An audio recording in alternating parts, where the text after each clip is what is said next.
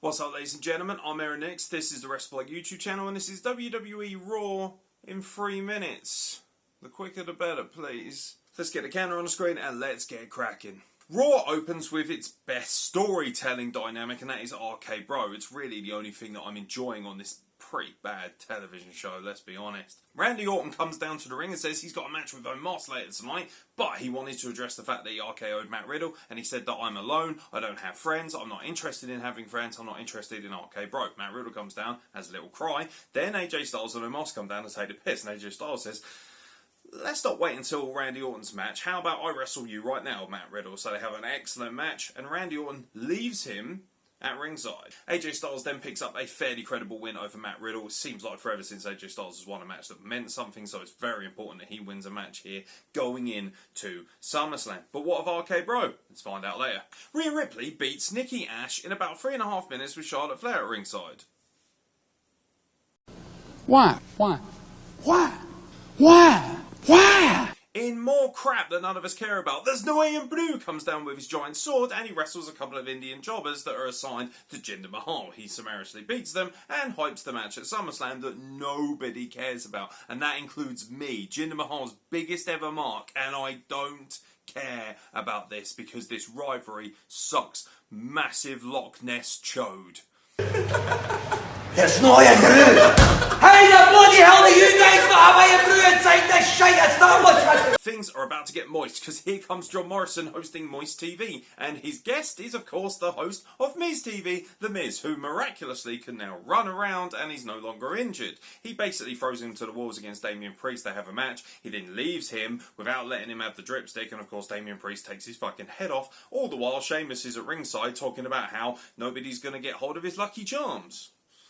This United States Championship rivalry sucks dick, but I'm sure the match itself will actually be quite good. There's only one of us here that's a member of the constabulary, and it's not you, sugar tits. In one of my favourite portions of the show, my two favourite plucky Arabs, Mansoor and Mustafa Ali, my boys, Middle Eastern representation, they pick up another credible win in a decent segment. This time it's Mansoor who picks up a big win over one of the giants. I can't remember, frankly I don't care, but I'm just happy to see my boys on TV. Randy Orton versus Omos. Bad. Not great at all. Omos is so green. He's not a good singles wrestler. He's an attraction. He's a novelty. The match wasn't horrific, but it wasn't great either. Of course, the only thing anyone cares about is what happens at the end. Matt Riddle comes down to try and help out Randy Orton, and of course this leads to the reuniting of RK Bro, and Matt Riddle announces that they're going to challenge for the Raw Tag Team Championships, by the way, called that months ago, at SummerSlam. Jeff Hardy gets violated by Karrion Kross. That'll teach you to fucking book me in a 2-minute squash. Ha! I've got a big surprise for you, for Mr. McDaddy. After Charlotte Flair got jumped by Nikki Ash after the singles match that Nikki Ash had had with Rhea Ripley, because Charlotte Flair was at ringside, Charlotte Flair demanded satisfaction, and of course, the terrible authority figure said, well, you can have a tag match if you like. Who would be a guest partner? Nia Jax.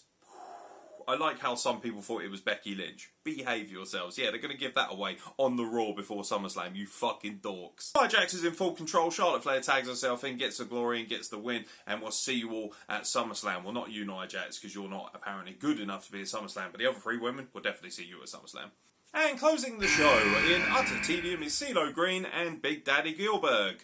This is your classic face-off before a major pay-per-view. Big Gillberg comes down and goes, me big, me smash, me bald, meh, meh, meh. By the way, I'm bald, I have a beard, I can cut a promo, so what's your fucking excuse, Goldberg? Then CeeLo Green comes down with his manager and says, hey, fuck you, buddy. And then, of course, he gets hit by a spear, and we go off the air with Goldberg and his son, Gage. Yes, we get it. He's doing it for his son. You don't have to pile drive it into us every fucking week, WWE. And with the buzzer, that brings to an end, thankfully, our brief flirtation with WWE Raw. Was it a good show? No, it was 4 out of 10. Once again. It's so boring.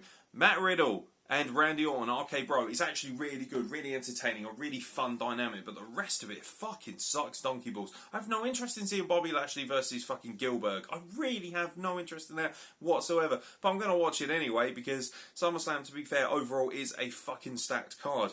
I would actually suggest to people, don't bother watching Raw, only watch SmackDown and NXT, and also just watch WWE pay-per-views, because everything that Raw does builds to the pay-per-views somewhat okay.